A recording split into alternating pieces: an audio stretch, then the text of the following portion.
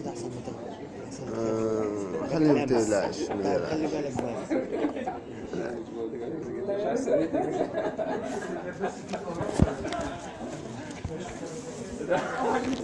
ده الزوم. ده الزوم.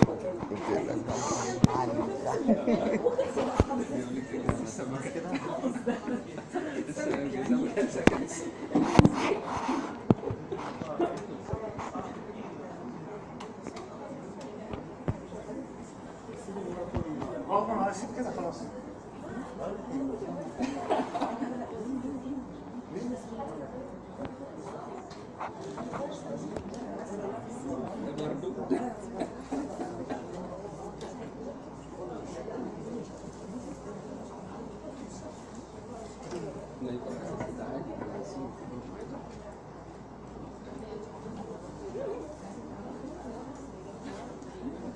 خلاص كده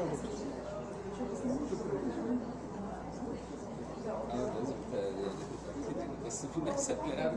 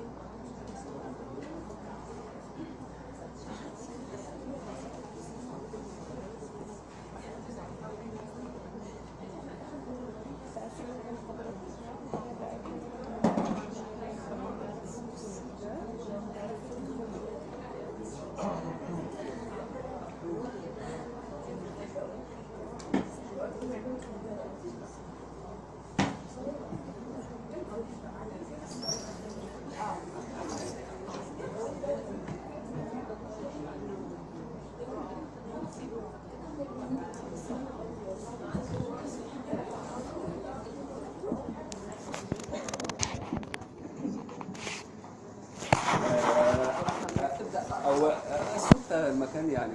انا بنرحب بيكم في الاستروجين جلوكوما كورس.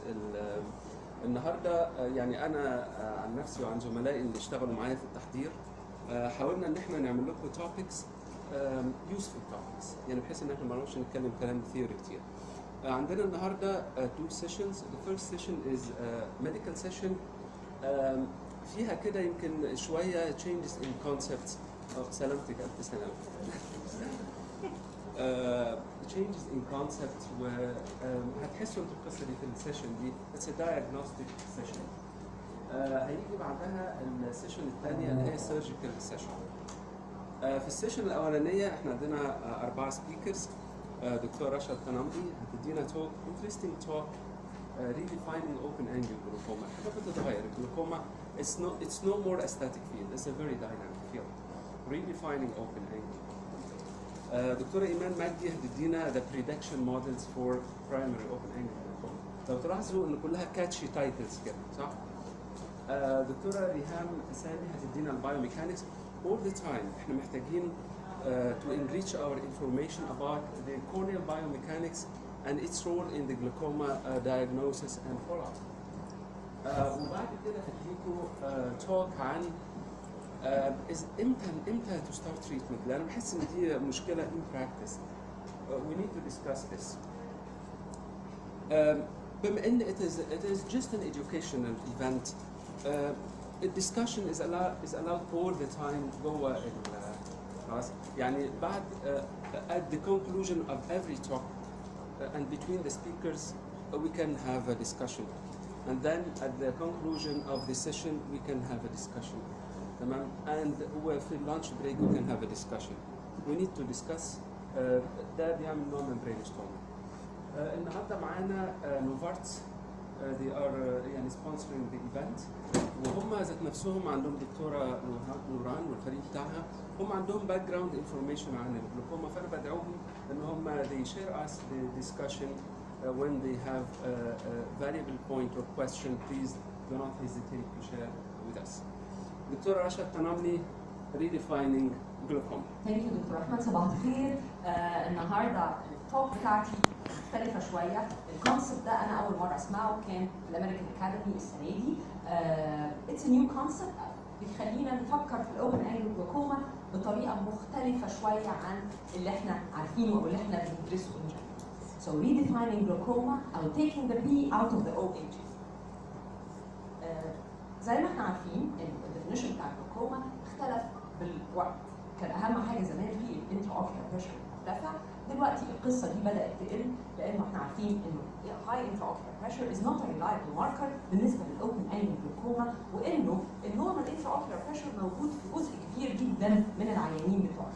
فبالتالي اليوروبيان جلوكوما سوسايتي في الفورث اديشن بتاعهم عملوا تعريف برايمري اوبن انجل جلوكوما، او يعني ده التعريف اللي هو مكتوب عندهم ان هو بالظبط open angle glaucomas are chronic progressive optic neuropathies that have in common characteristic morphological changes at the optic nerve head and the retinal nerve fiber layer in the absence of other ocular disease or congenital anomalies. Progressive retinal ganglion cell death and visual field loss are associated with these changes. إذا الديفينيشن الجديد ما فيهوش سيرة للانتراوكيولار بريشر خالص، وبالتالي ده يقول لنا قد ايه الوضع اختلف عن زمان لما احنا كنا صغيرين وبندرس، وزمان لما كنا في الماجستير وبنقول الديفينيشن بتاعته. طيب ايه الفكره بتاعتنا؟ الفكره انه لما بنيجي نفحص في عياده زي عياده الجلوكوما، حالات الجلوكوما بنلاقي انه patients يعني اللي احنا بنشخصهم كاوبن انجل جلوكوما اللي عندهم intraocular pressure اكتر من 35 are really very rare. العيانين دول اكشلي لما بنشوفهم لازم ندور على يا اما سكندري جلوكوما يا اما ستيرويد انديوست جلوكوما. اذا فهم الاوبن انجل جلوكوما مش الطبيعي ان يلاقي لهم ضغط عالي يعني. فبالتالي يظهر احتياج ان احنا identify the nature of some of the subtypes of the glaucomas والعلاجات المختلفه بتاعتها. يبقى احنا دلوقتي ليه في احتياج for redefining glaucoma؟ لانه في عندنا current terminology misnomers. لانه we have to avoid equating open angle glaucoma with high tension disease, as we know clearly and no primary open angle glaucoma can occur across a broad spectrum of intraocular pressure. تاني حاجه ان التيرمز اللي زي normal tension glaucoma او اللي كنا زمان بنقول عليه low tension glaucoma برضه misleading. ليه بقى؟ لان لما بنقول normal tension glaucoma بيجي في مخنا انها انتيتي لوحدها وان الهاي تنشن جلوكوما انتيتي ثانيه، بينما هما الاثنين عندهم so many things in common. الدكتور ده هو لويس باسكال. لويس باسكال هو actually the head of the glaucoma service في هارفارد يونيفرسيتي، وهو اللي came up with these conceptions او concepts جديده في redefining glaucoma. فهو بيقول انه by this يعني new way we have a new way to subcategorize the open angle glaucoma which may be more useful عن current ideas بتاعتنا of high tension and normal tension. He believes it would be helpful to divide the glaucoma patients into 3 new subtypes، ودول اللي احنا هنتكلم عنهم اللي هم paracentral open angle glaucoma, African derived open angle glaucoma و Estrogen Deficiency open angle glaucoma. ليه هو فكر التفكير ده؟ وبالتالي احنا بنقول المحاضره بناء على اللي هو قاله، لانه لقى ان those patients they fall into special categories. لقى ان هم ليهم distinct age في الانست of the disease، عندهم different intraocular pressure profile مختلف عن اللي احنا عارفينه، وعندهم different و distinct optic nerve head structural features، وكمان different genetic biomarkers tied to their different biochemical pathways. وبالتالي احنا النهارده هنتكلم على those 3 topics: paracentral open angle glaucoma, African derived open angle glaucoma, and estrogen deficiency open angle glaucoma. First topic: paracentral open angle glaucoma.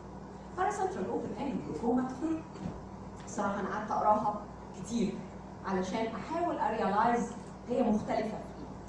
Paracentral open angle glaucomas ليهم special characteristics. اول حاجه ان الفيجن loss والفيلد تشينجز بتاعتهم بتبدا دايما paracentral و very close to the center and the fixation. تاني حاجه ان هم عندهم distinct structural profile، انه بيبقى عنده triangular prelaminar neuronal defect في الاو سي تي. ايوه كده كأن في حد جاي بشافل بجاروف وعامل اكسكافيشن وقاعد يحفر في الاوبتيك نيرف هيد زي ما هو متشاف بالاو سي تي. يبقى احنا نقدر نقول ان هم central paracentral affection، ومعانا في الاو سي تي prelaminar neuronal defect. ايه تاني؟ الحقيقه ان العيانين دول لقوا ان الانترا اوكيولار بريشر بتاعهم از رينج من 16 ل 24 وعندهم دايما progression despite this low intraocular pressure. وكمان when we put them on medications they still progress لو الضغط موطي شديد جدا. And these patients they have more disc hemorrhages. And in a study by Parks بتاع 2001 بدأ الكونسبت كان يظهر شويه ان هو يفكر قارن العيانين اللي عندهم الباراسنترال open angle glaucoma في الفيلد as compared to those with nasal step في الفيلد.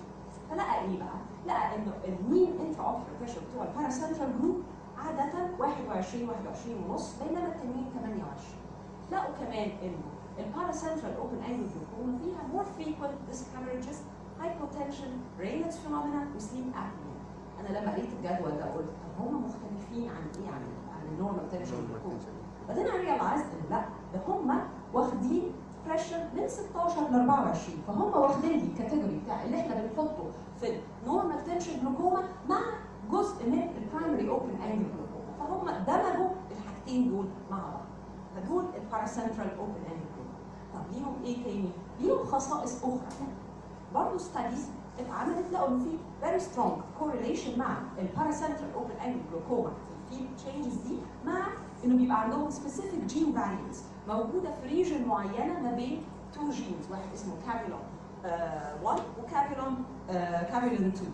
الجين او التشينج ما بين التو فاريانتس دول في يعني في الجينز بتاعتهم لقوا ان الجزء ده هو المسؤول عن النيتريك اوكسايد باثواي واحنا عارفين ان النيتريك اوكسايد باثواي plays a very important protective role في الجلوكوما.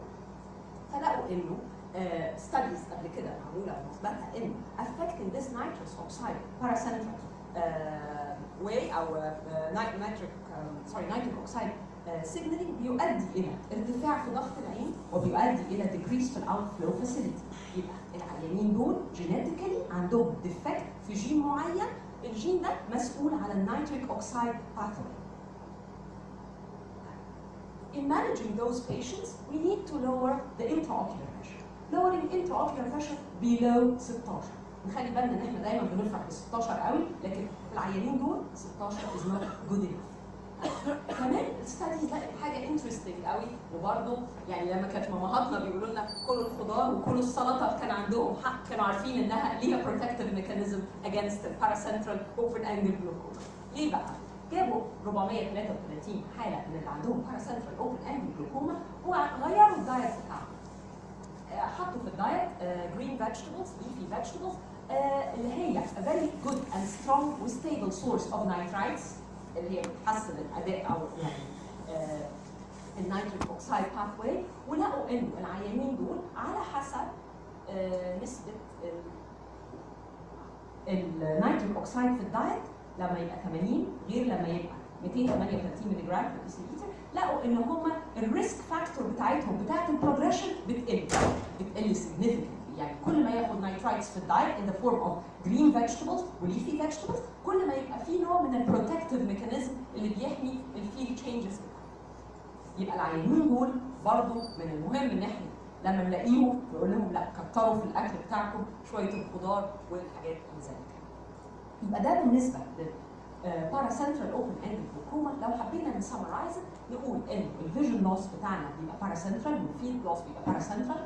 في عندنا كاركترستيك لو intraocular pressure في العلاج 16 ملم is high and they usually progress مع intraocular pressure ده. مهم ان احنا نبقى عارفين ان النيتريك اوكسايد سيجنال باثواي بتاعهم is affected نتيجه الجينيتيك ديفكت عندهم كلهم وان الفود هنا وتشينجينج الباترن بتاع الاكل ممكن يحسن معانا شويه. That was the first type اللي هو PC OAG. تاني نوع is the African Derived Open Angle Glaucoma. كلنا عارفين مش معلومه جديده انه الجلوكوما في الافريكان descendants is very resistant. It's very difficult to treat. فكانت حاجه من الحاجات اللي تستحق انها تبقى كاتيجوري لوحدها. برضه ليه؟ قال لك those patients are usually young. They present in a very young age. ودي حاجه برضه تخلينا ما نبقاش دايما بنفكر انه لا ده عيان صغير ما عندوش جلوكوما. لا العيان ده ممكن يبقى عنده 20 سنه وعنده جلوكوما established. They're usually of African descent characterized برضه برابid progression وممكن يوصلوا للblindness by the third or fourth decade. ومهم في العيانين دول ان السيبلينجز والchildren يبقوا screened. في ستادي عملها برضه اللي هو دكتور لويس باسكال وقال انه او لقوا انه جزء كبير قوي كانوا بيراجعوا الافريكان درايف او افريكان ديسندنت بيشنتس اللي عندهم ولقوا انه 21% of patients من سن 20 ل 40 كانوا presenting behind intraocular pressure اكثر من 24 ملم mercury وكم or يعني and or come to this ratio of 0.7. يبقى انا دلوقتي عيان من 20 سنه 30 سنه I should not take these things easy. ما اقولش physiological cutting قوي، اخليها في مخي، اتابعه اكتر، ابص عليه. early damage characteristic وقلنا محتاجين treatment early، محتاجين treatment، ما نفوتش العيان ده. العيانين دول فيهم تريك. اولا هم they're less prone to this hemorrhage. برضو again studies have shown ان African descendant has an 80% reduced risk of having this hemorrhage. فمش معنى اني ما لاقيش this hemorrhage اقول ان العيان ده is safe او ان البريشر بتاعه ده مناسب او انه he's not progressing. Actually they do progress without evident this hemorrhage. فدي نقطة تفرقهم كمان عن السب تايب الأولاني. قلت برضو من ضمن لأن كانت التوك قليلة قوي فقلت طب نعمل ريفيو بسرعة للسيستماتيك ريفيو للحاجات اللي هي significant associations اللي مع الافريكان درايفد اوبن انجل glaucoma. طبعا as usual old age is a significant risk. كل ما السن بيكبر male gender في الافريكان درايفد glaucoma مهم إذا carries more risk. African patients have significantly lower central corneal thickness than Caucasians. ويعني الافريج بتاعهم واحنا عارفين طبعا ان احنا عشان نقيس الانتراوكيولار بريشر بالجولدمان اتنيشن تونومتر هو يعني معمول علشان يقيس على central corneal thickness of around 540 وبالتالي لما يبقى عندي central corneal thickness اقل من كده ده بيقول لي انه دايما عندي فكره الاندر استيميشن اوف ذا intraocular pressure وبالتالي الاندر تريتمنت. انا شايفه ان البريشر قليل وبالتالي ما بعالجش بينما it could be actually more. العيانين دول برضه هتلاقوا انه عندهم في studies have shown ان هم عندهم decreased corneal hysteresis والدكتوره ريهام هتتكلم بالتفصيل عن البايوميكانكس وبالتالي لما يبقى عنده decreased corneal hysteresis ده بيديني underestimation false underestimation of the intraocular pressure وكمان بيخلي انه بيبقى يحصل لي more progression في الفيجوال فيلد وفي الستراكشرال دامج في الاوبتيك نيرف. يبقى انا العيانين دول عندهم ريسكس اعلى من العادي وما نخليها في مخنا علشان ما نفوتهمش. The Barbados Eye Study اللي هي زي البالتيمور Eye Study لكن على الافريكان درايف او افريكان ديسندنت او الناس اللي هم ببشره غامقه لقت انه elevated intraocular pressure مع كل 1 ملم mercury rise فيها a 12% increased risk of developing glaucoma وانه patients with higher than 21 mm mercury are 11 times يعني have 11 times more يعني greater odds على ان هم يdevelop open angle glaucoma او يكونوا متشخصين باوبن angle. طبعا المايوبيا was an association والفاسكولار abnormalities وجد في الستاديز انه العيانين او الافريكان descendants على الاقل في امريكا they have higher deaths يعني الريسك بتاعت higher death من cardiovascular disease اعلى بكتير من their age matched Caucasian patients وكمان عندهم more diabetes و more hypertension وكمان لقوا ان عندهم statistically significant lower retrobulbar blood flow وده من العوامل اللي ممكن تسبب ان more glaucomatous damage يحصل على طول. طيب family history في عندهم ان السيبلينجز بتوعهم اخواتهم يبقى عندهم 4.5 the odds ratio ان هم يديفلوب glaucoma فبالتالي screening is very important in these patients. So we need to remember in with patients with African descendant open angle glaucoma لازم نفكر ان المرض ده بيبدا early. وجود physiological coupling في سن صغير ما يخلينيش افوت ان العيان ده اتابعه وانه ممكن يديفلوب glaucoma. Absence of hemorrhage does not indicate انه العين دي stable او ما فيهاش progression. مهمه النقطه دي. طبعا those patients they need more education and ان هم يتعمل لهم examination the young family members. ثالث واخر نوع هنتكلم عنه هو الاستروجين ديفيشنسي اوبن انجل glaucoma. There are different studies and links وايفيدنس تقول لي انه الاستروجين is linked to the intraocular pressure. زي experiments لقوا انه في retinal ganglion cells موجود فيهم receptors to the estrogen. وكمان لقوا ان optic nerve structure بيختلف with the menstrual cycle. وانه عندي الانتراocular pressure بيقل في البريجنسي. وانه post menopausal hormones بتوطي الانتراocular pressure. وانه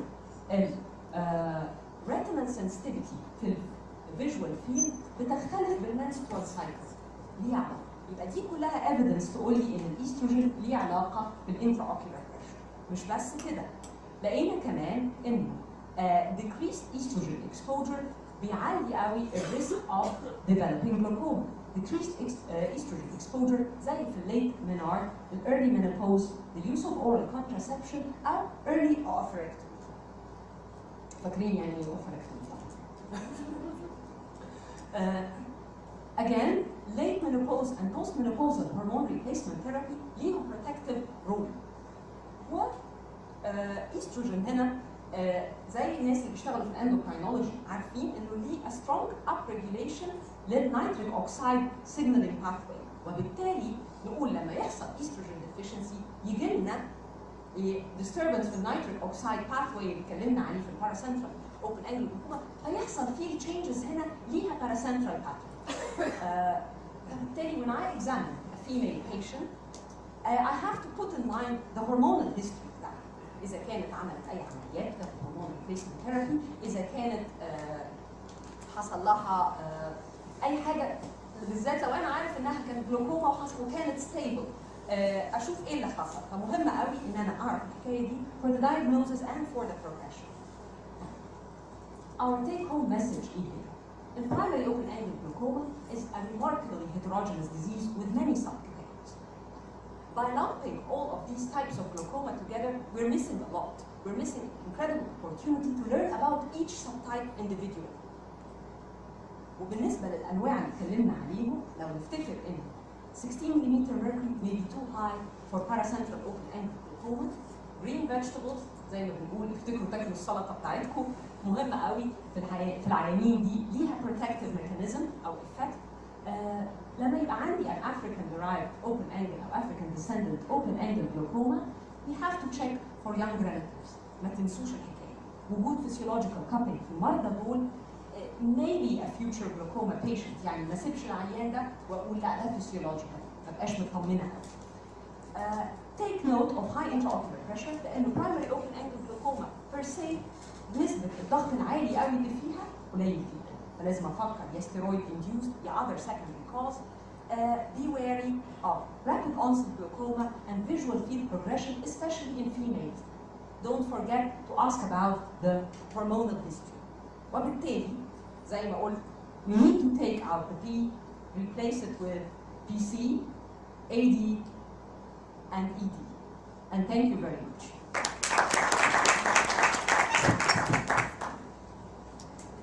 رشا ثانك يو فيري ماتش. انا شخصيا استفدت جدا من المحاضره دي واعتقد وانتوا قاعدين يمكن التوك دي از تاتشنج بعض الحاجات في دماغكم. يعني انتوا هتلاقوا بعض البيشنتس بداوا يدخلوا في كاتيجوريز معينه واحنا بنسمع التوك ده الشخص اللي هو اشتغل في الجلوكوما. قبل ما يعني عايز اقول لك حد عنده اسئله للدكتوره رشا في القصه دي؟ انا اتلخبطت. انت اتلخبطت؟ يعني الدنيا كده هتدخل في بعض. يعني احنا كنا يعني انا دلوقتي البيشنت بتاعي يعني مره هي حطت كاتيجوري على الريجون وبعد كده كاتيجوري على السبب استروجين ديفيشنسي وبعد كده كاتيجوري على الفيجوال فيلد على البيكتشر هي الباراسنتر. فانا امشي دي بعض الحاجات اللي بتساعدك في القصه دي. لما براجع البيشنتس اللي انا بعمل لهم سيرجريز خلاص كده ودي حاجه السؤال ان he got confused between the types of وايه علاقتهم بالريجن والكلام ده. هو معلش بقى يعني زي ما كنت فهمت السؤال ان هو يعني مش فاهم الكلاسيفيكيشن دي etiological ولا Yes. ولا regional. يعني It's هو actually not. ولا دي سب تايبس انا احطها في These are دماغي subtypes. بالظبط. لو انا شغال ممكن اخد البيشنت بتاعي واحطه في في كاتيجوري subtype. ده بالظبط. بحيث اعرف اكمل المانجمنت بتاعته. Exactly. هي it's not they're not like مثلا ايه African versus Caucasian. They're not like paracentral versus انما دي انواع لقوا ان ليها characteristics معينه وماشيه في سكه مختلفه شويه. فبالتالي انت لو لقطتها تعرف، يعني انت لو لقطت الباراسنترال تعرف ان ده لا ده لازم اوطي له ضغط عينه قوي قوي. لو لقطت الافريكان درايف هتعرف ان ده لازم ابص على اخواته واولاده الصغيرين واتابعه من بدري في سن صغير. لو لقطت واحده ست عندها جلوكوما وحصل لها بروجريشن اعرف ان اتاكد انه ما عندهاش هرمونال امبالانس حصل مؤخرا لاي سبب من الاسباب. فهي they're rather subtypes rather than انك بتقارن حاجه بحاجه او يعني يمين وشمال او كده. نقدر نحطهم تحت كاتيجوري ريسك فاكتورز.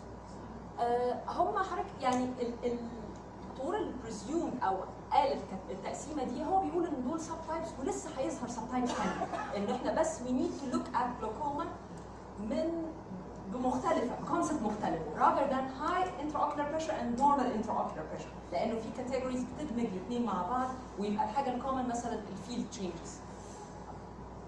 هديك بعض الهنتس كده تحس ان it is glaucoma بس في حاجات تحتها مختلفه.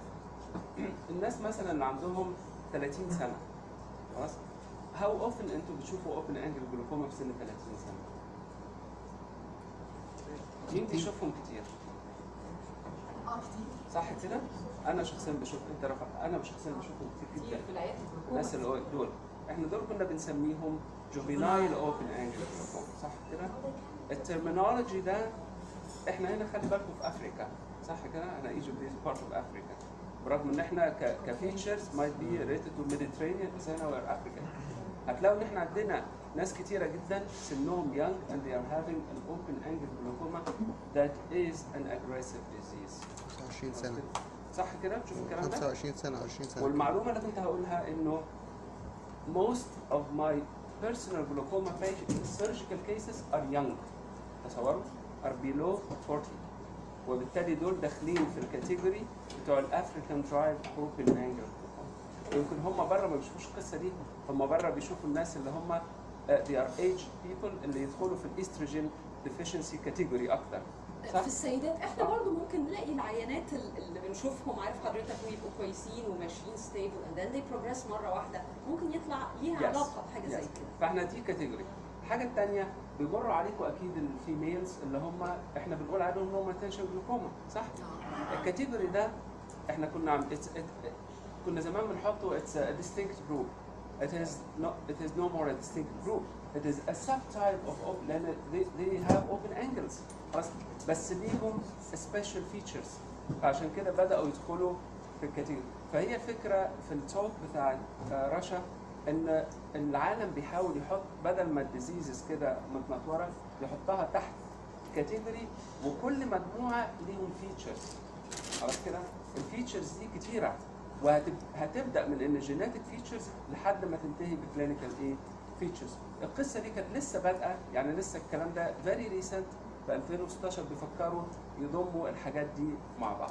اوكي افتكروا اليانج بيشنتس اخر بيشنت شخصناه جلوكوما امبارح كان عنده 11 years and he is not born with glaucoma.